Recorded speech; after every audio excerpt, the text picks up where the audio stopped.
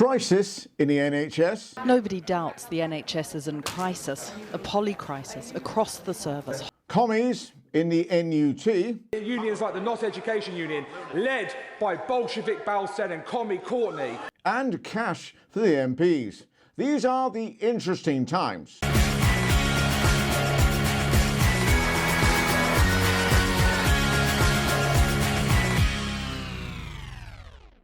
Hello everyone, my name's Matt Johnston and welcome to the Interesting Times, a show that likes to take a sideways swipe at politics right here in the UK. The Prime Minister has gone to great lengths to insist that this is not a crisis in the NHS. In fact, it's only a crisis for those having to use it. Rather like a chef that doesn't eat his own food, the Prime Minister, who's only too happy to tell us the NHS is an enormous priority for me. I come from an NHS family. My dad was a doctor and my mum was a pharmacist. This is personal for me. I mean, I grew up in an NHS family. Was making it clear that whether he used the NHS or private healthcare was a personal choice. In fact, following this interview with Laura Kuenssberg, the PM got up in the House of Commons at Prime Minister's questions and said this.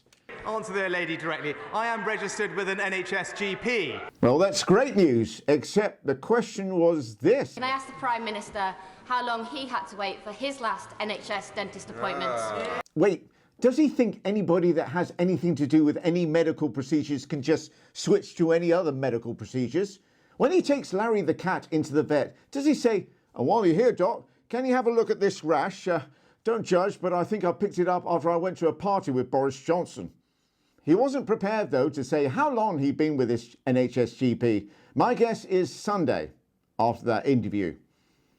Rishi Sunak got fed up of being made to look bad on other people's videos and made himself look bad on his own video. Here he is, showing he's suffering the same energy crisis as the rest of us by keeping the lights off. Britain will always be a place for global talent and those in dire need. Actually, he's right. After 13 years of the Tories, Britain is definitely a place for those in dire need. There are strikes across the country, and the teachers are the latest profession to drop tools last week, demanding better pay and conditions. Although that's not the problem, according to Conservative MP for Stoke-on-Trent North and Neolithic man discovering fire for the first time, Jonathan Gullis, who has some previous knowledge of this situation. As a former teacher and a former trade union member, and whilst I am a huge admirer of the incredible work teachers do, they are sadly being cajoled by barren bosses in unions like the Not Education Union, led by Bolshevik Balsen and Commie Courtney. That's true, and he recently reminisced during his time as a teacher that he was in his head of department's office so many times,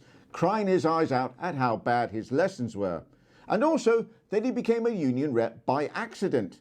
As someone said, "Oh, he looks like he likes his politics," and voted for him. Quick point, Jonathan Gullis is 33. 33? How? When I could pass as his brother, the younger one. 33 is the same age as Daniel Radcliffe.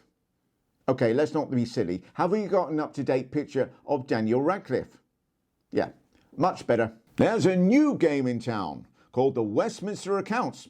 It's a comprehensive list of all the donations MPs from all parties have received since 2019, from individuals and companies. The problem is, it does seem to raise more questions than answers. Like, how did Theresa May become a millionaire twice over from other engagements? And how come Jacob Rees-Mogg has only declared £32,000 when he's clearly made millions? Is that why he's having all those kids? Turn them into heads of individual offshore accounts? And how come Johnson is only third on this list? Flying up this leaderboard, another former Prime Minister, Boris Johnson. Since his resignation, he's become an earnings juggernaut. He walked out of number 10 in September and has already earned over £1 million. No, not earned, made. He couldn't have earned that money if he'd sold that barely used organ between his ears. For a single speech in New York, he was paid at a rate of £32,500 per hour. That's more than the starting salary for a British nurse over a whole year. Yes, and they also saved his life, of course. But in the interest of balance, he did clap for them. Fourth on the list is Fiona Bruce, who I assume gets booked, paid, and then turns up to be told, oh, sorry, not you, we were expecting, well, you know. Leader of the opposition, Keir Starmer, though, has an answer. Ban all second jobs for MPs. Yes, that's a great idea. With very limited exceptions. You very nearly had. Not sure how that's going to work with his current Foreign Secretary, David Lammy, who's been paid by 30 separate organisations, making him more sought after at Westminster than cocaine. Qatar, welcoming the world. But long before the fans arrived, came the MPs. Qatari government spent over £240,000 in hosting them. MPs insist their visits were purely educational. Yes, as in that'll teach you to vote for us. And that's it. No time to talk about a meteor flying through the sky on Monday night in a screw you UK, this is how we do it moment by God, after the UK's efforts to launch a satellite into space failed in what can only be described as the most apt description of where the UK is at the moment. No time to talk about negotiations over the Northern Ireland Protocol continuing. European Commission President Maroš Šefčovič sat down with Foreign Secretary James Cleverly, and they have managed to make real progress, and it's looking like a new deal could be done soon. Both were seen grinning from ear to ear.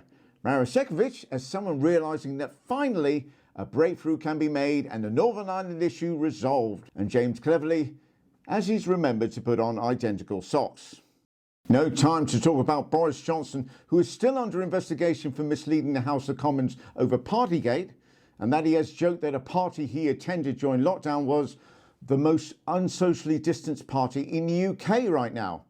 A spokesman for Mr Johnson said Mr Johnson pays heartfelt tribute to the heroic frontline workers who battled the pandemic. And here he is raising a toast to those workers. To add to this, further revelations have emerged that number 10 A's were reported to be having sex at this lockdown party.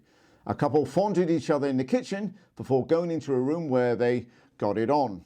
There's no indicator that Johnson was involved, but apparently there was someone sitting in the corner of the room eating cake and saying, "That's never 2 meters, tally-ho, woof woof." No time to talk about former Tory MP, Health Secretary, I'm a Celebrity contestant and land-based reptile looking for a mate, Matt Hancock, who was spotted in the House of Commons getting up to raise a point at PMQs. And if you listen closely, you can hear the chamber collectively going, oh yeah, he still works here. Matt Hancock. Thank you very much, Mr. Speaker. Does the Prime Minister agree with me that the disgusting anti-Semitic, anti-vax conspiracy theories that have been promulgated online this morning have no place in this House or in our wider society? He's referring to former Conservative MP Andrew Bridgen, who has had the whip removed for comparing COVID vaccines with the Holocaust.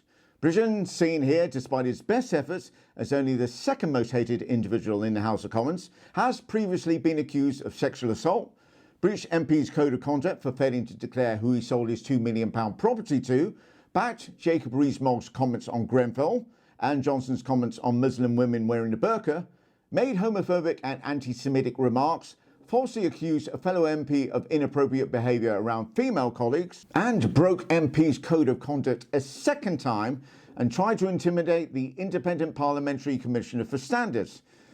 Still, it's nice to see there is still a line in the sand somewhere.